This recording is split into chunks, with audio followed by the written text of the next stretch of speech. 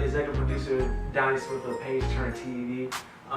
Once again, I'm here with Last Strike Fitness. I want to appreciate you guys, man. Y'all making me feel pretty big right now, feeling pretty confident, you know. Got to bust these little cheese puffs right here. That's right. Yeah. But anyway, man, you know, I love food, man. I'm serious. I love food. Foodie.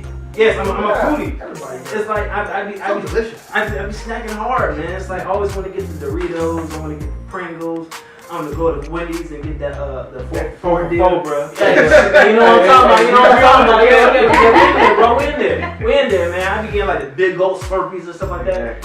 I eat my occasional salads, man. You know, little tomatoes, and you know, I can do that. Yeah, it's on the burger though. It's on the it's on the burger. I'm like the American cheese and on the burger. Burger. But I don't eat pork. Canada swine. What you want to say? Don't roll with swine. But anyway, like I said, I love to eat, but I love to work out as well. And I believe all those put together is a culmination of who I am as well as anybody who eats and exercises as well as a culmination of who they are as a being. With that being said, I want to know how important nutrition is to fitness. And so if you could tell me how important is nutrition to fitness, to exercise, let me know about that. Before you begin any regimen of change as far as with fitness, as far as improving your health, nutrition is absolutely number one. You have to be able to get the right supplements and needs for your body to even be able to work out, so to say. So nutrition is absolutely number one. Right now, according to National Institution of Health, the numbers of obesity and overweight is just growing and in the wrong way. 2 out of 3 adults are either considered obese or overweight. 1 out of 3 children are considered overweight and obese. And so that's leading to various diseases such as cancers, diabetes 2, and it's just becoming an epidemic. It's not even fair, almost, if you're not working out, if you're not doing something to combat that. And so with nutrition, we want to make sure that we're getting the right supplements, we're getting enough protein, we're getting the right amount of water daily. What's happening is we're getting an over excess of carbohydrates, your starches, your sugars, which is causing diabetes, causing these illnesses which are actually preventable before they get to a stage, your stage 4s, your stage 3, stage 5s, when you're actually, now you have to be on drugs, prescribed drugs and medicine, which is another addiction. And so our nutrition is number one. If you want a healthy lifestyle, in order to begin that process, say you're just transitioning to begin being a healthier you. One thing, instead of having a fried food, bake it. Instead of frying your fish, have baked fish. Instead of frying your chicken, have baked chicken. You always want to, if you do consume muscles from animals, you want to consume lean meats. You want to stay away from fatty meats. If you eat chicken, you want to stay away from that thigh. You want to go to the breast, right? You just want to be able to start implementing a lot of foods that can give you the protein that you need, but also provide the moisture. A lot of times we are lacking moisture due to the salts and sugars, which are called dehydrant foods. They actually absorb the moisture that is needed within the body. Everyone knows we are mostly made of water. 70-75%, some consensus are 80% water. Whatever the case, that 70 to 80 percentile, we want to make sure we're getting enough water. Our 8 glasses we want to consume, and we want to make sure the right type of water. You know, it gets deep, but if you want to be a healthier you'll do the necessary things. You want to consume alkaline water, where the pH is 7 and above.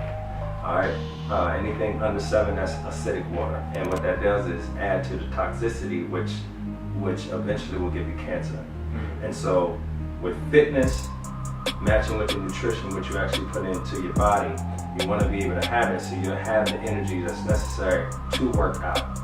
And so it's just number one. It's so vital, and it really becomes a lifestyle. If you're used to eating a certain way, you think, hey, man, I gotta eat like a rabbit. I have to eat salads. I have to consume paper. Just stuff that's real dry and just no flavor. No, that's not the case. However you flavor your meats, however you you flavor your food. You flavor your greens as well. A huge issue with fitness is protein. And so with protein, you don't always necessarily have to retrieve protein from a muscle. You can get protein from beans, from legumes, from greens, from kales, from spinach, your red kidney beans.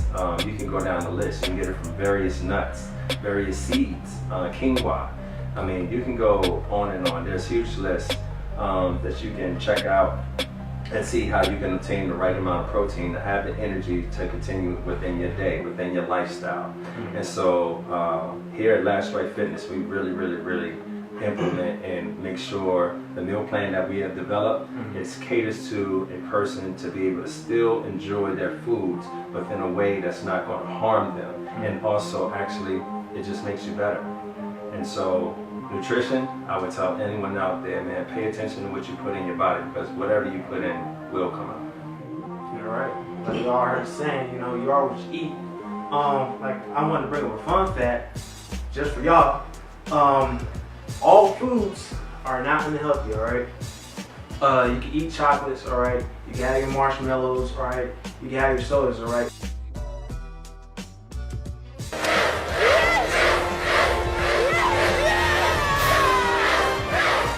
It's just the amount that you eat and that you intake into your body, that's what makes it unhealthy.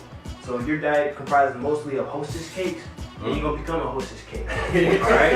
I just want to tell y'all that, because different foods, all foods are made up of sugars, believe it or not. Yeah, tomatoes are made up of sugars. Yes, bananas are made up of sugars. Alright, I want to tell y'all, even meats, they're made up of sugars. Everything, they're basic building blocks of who we are. Alright, so you have different types of sugars out there. You have maltose, milk sugars. You have lactose, you have sucrose, fructose, all this kind of sugars. So it all makes up the core embodiment of the foods that we eat. So it just depends on what you eat to become who you are as a person. I noticed that you brought up obesity in America. Yes. And one thing about obesity I know is that they affect our youth as well. I see a whole bunch of little pudgy little kids walking around their iPhones and stuff like that. And not back in the day where I could just run out, we play football, we get knocked across the head, we just keep on going. Right. I noticed a whole lot of people are just staying inside. I know years ago, even when I was a kid, I noticed that scientists have predicted, and it's coming to fruition, that people are becoming more used to being on the inside and not as active as they used to be. Right. So it's affecting our children as well with what they see. So I want to know, how is obesity affecting our children, and how can we counteract that? Absolutely. Obesity in the U.S. has become an epidemic because it's grown at such a high rate that even though the numbers might say, if you look at it percentage-wise, it says 17% of U.S. youth are obese. But that is equivalent to 12.7 million of our children and adolescents. And so we have to look at that, and as adults, we have to take that serious, because we are actually making our children's statistics. And we have to look at their diet. We have to look at their inactivity. We have to take away the phones. We have to take away the tablets. We have to get our kids active, which means we have to get active. We have to look at what we're feeding our kids, and it is going to involve us changing ourselves. We can't just eat fast food. I mean, look at how inexpensive fast food has become. That's right.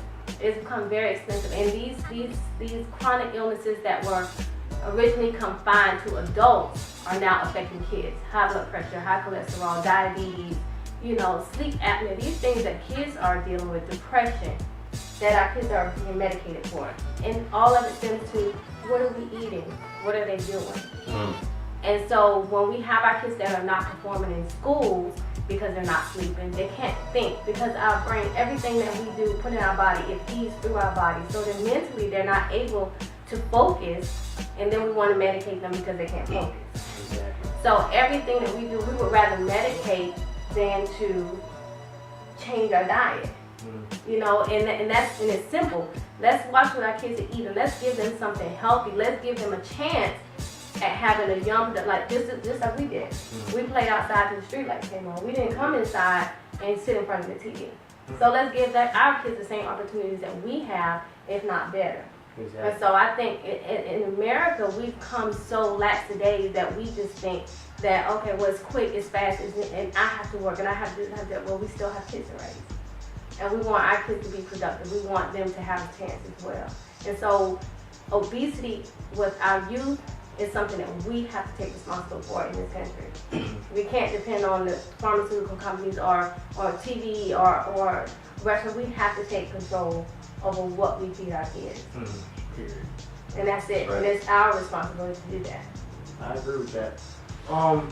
With that being said, with exercises that should be associated with helping our kids, I know those people in America as a whole, you know, they want to get rid of their stomachs. They want to actually be getting the fat away from the stomachs. Everybody has abs. I want to point that out. Everybody has abs, muscles. It's just not seen because it's underneath layers of fat. How can we counteract the fat building process around the abs? How can we focus on showing the abs again? What kind of exercises can be associated with that? I can give you every exercise in the book to build your core.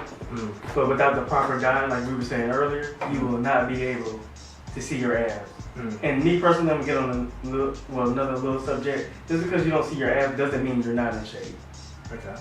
Doesn't mean you're not in shape. You don't need abs to be in shape. Right. Okay. But if you needed to work on that area, I suggest you do a proper diet. High protein, low carb is what I recommend myself. And if while you're doing that diet, I suggest you do like Russian twist, captain chair. You can also do hanging bar leg lifts. And I also like flutter kicks. That's one of my favorites. So that's it right there. Without the proper diet, no abs. That's right. I like to say, like, you know, back when I was in college, I used to be a personal trainer. I used to say, if you put bad gas to a car, that car won't be able to perform as well. So you are what you eat healthy, eat right, you'll be able to live longer. Stop taking the fast, easy way out. Okay, you want to go fast, you're going to die fast, all right?